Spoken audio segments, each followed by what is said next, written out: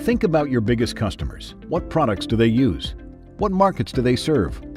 All textile products are constructed for unique uses. 100% cotton bath towels are designed for softness and absorbency.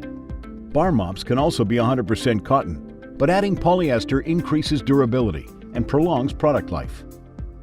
On one end of the spectrum, softness and hand feel.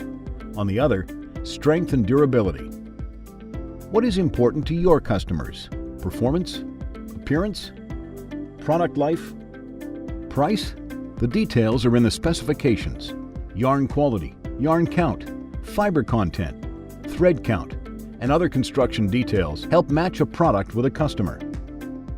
When looking for the ideal bar mop, for example, consider durability, whiteness, and absorbency. Controlled polyester in the ground provides strength. Ring-spun cotton accounts for whiteness and absorbency. A heavy weight prolongs product life. In some markets, however, products may be damaged or stolen before being ragged out. To create a more economical bar mop, decrease the weight, the primary feature affecting price. This less durable product still serves its purpose before becoming damaged or lost. Maintain spec sheets for each product you purchase to define quality and ensure supplier consistency to keep your customers coming back.